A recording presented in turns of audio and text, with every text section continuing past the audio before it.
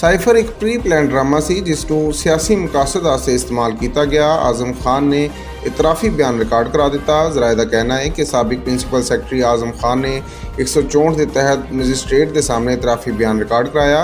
ਜ਼ਰਾਏ ਦੇ मुताबिक आजम खान ने चेयरमैन पीटीआई इमरान खान के खिलाफ बयान रिकार्ड करांदिਆਂ ਹੋਇਆਂ साइफर ਨੂੰ एक सोची समझी साजिश करार दिता।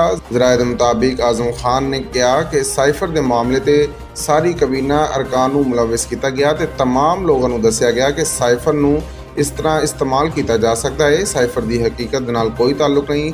साइफर ਨੂੰ सिर्फ सियासी मकासद वास्ते इस्तेमाल किया गया। एक प्री प्लान ड्रामा सी। आजम खान ने मजीद इतराफी बयान में कहा कि चेयरमैन पीटीआई ने तमाम तर हकाइक नूं लुका के साइफर नूं झूठा बेबुनियाद बयानिया दिता। तरीके अदम एतमाद तो बचण वास्ते साइफर नूं बिरूनी साजिश का रंग दिता गया।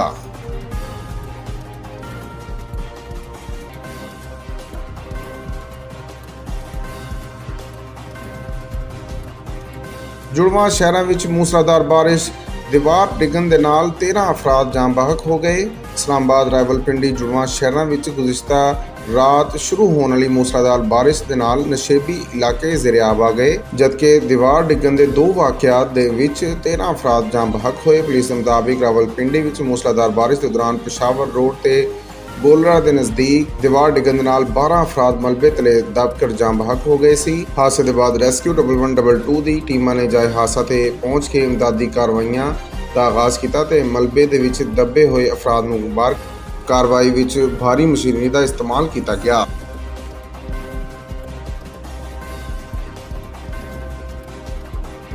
खातून जज धमकी केस इमरान खान ने अदालत में खड़े होकर माफ़ी मांग ली। District and session court Islamabad में चेयरमैन पीटीआई के खिलाफ खातून जज को धमकी देने के केस की समात हुई।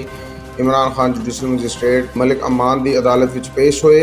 इस मौका पर रोस्टम से आके उन्होंने कहना सी कि 27 साल पहले इंसाफ की बालादस्ती लिए सियासी जमात बनाई ते अज तक एक गमला भी नहीं तोड़िया। इमरान खान ने कहा कि खतून जज की अदालत गया सी ते कहा सी कि मेरा बयान दे नाल अगर किसी की दिल आजारी हुई तो मैं माफ़ी मंगना वा। मैं रद्दे अमल दे विच जोशे खिताबत दे विच कानूनी कार्रवाई करन दा कहा सी। मैं जो कहा इस ते जज साहबा तो माफ़ी मंगना वा।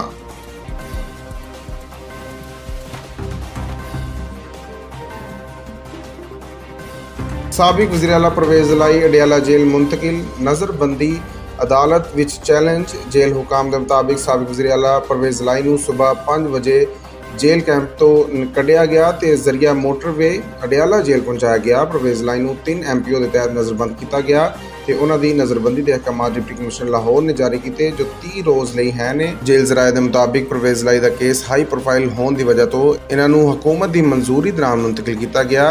इन्हां दा अडियाला जेल विच तिब्बी मुआयना किया गया।